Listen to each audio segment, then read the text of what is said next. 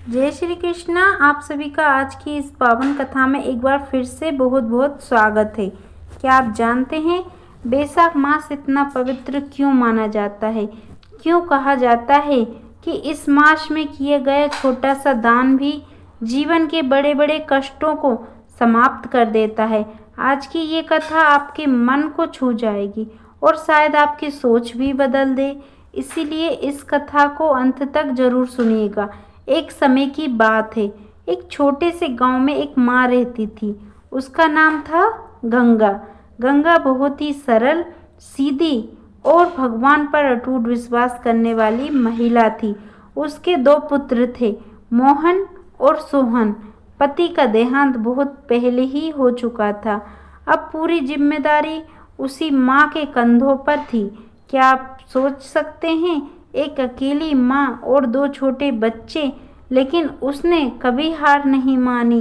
वह रोज सुबह जल्दी उठती, सबसे पहले भगवान का नाम लेती, फिर काम पर निकल जाती। कभी खेतों में मजदूरी तो कभी लोगों के घर में काम।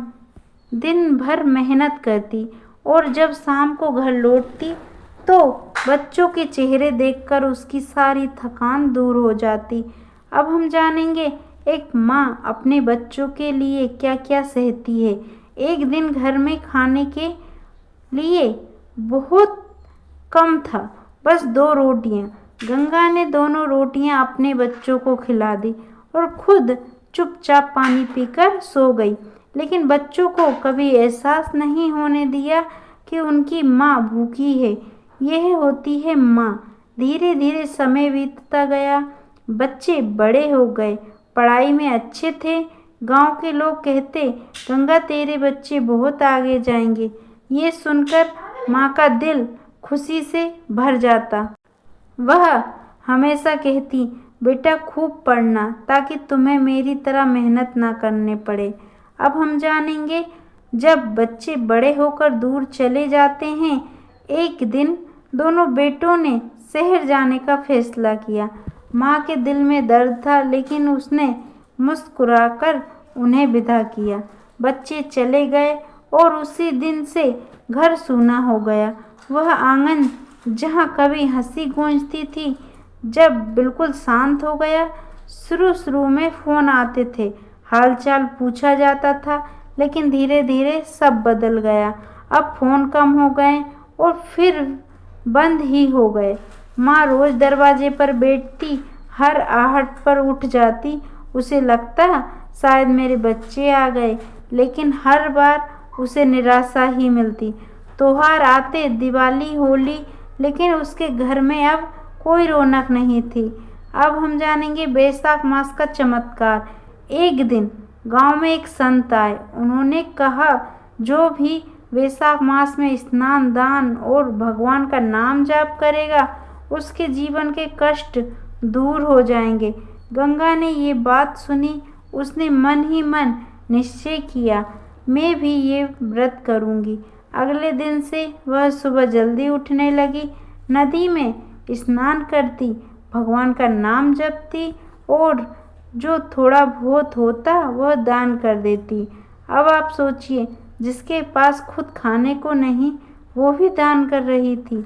लेकिन सच्चे मन से किया गया छोटा सा दान भगवान तक जरूर पहुंचता है। धीरे धीरे चमत्कार शुरू हुआ। शहर में उसके दोनों बेटे अचानक बेचैन रहने लगे। उन्हें अपनी माँ की याद आने लगी। उनके मन में एक ही बात आने लगी, हमने अपनी माँ को अकेला क्यों छोड़ दिया। एक दिन दोनों ने निर्णय लिया, हमें वापस गांव जाना है। और एक दिन अचानक माँ के दरवाजे पर दस्तक हुई। माँ बाहर आई और जैसे ही उसने दरवाज़ा खोला, सामने अपने दोनों बेटों को देखकर उसकी आंखों से आंसू बहने लगे। बेटे माँ के चरणों में गिर पड़े और बोले, माँ हमें माफ़ कर दो, हमें बहुत बड़ी गलती हो गई। माँ ने उन्हें उठाया और गले से लगा लिया। वह बोली, बेटा माँ कभी अपने बच्चों से नाराज नहीं होती। उस दिन के बाद सब कुछ बदल गया। बेटे अपनी माँ के साथ रहने लगे। घर में फिर से खुशियाँ लौट आई। अब आप जानेंगे इस कथा से हमें क्या सीख मिलती है। पहली बात, माँ का सम्मान कभी मत भूलिए।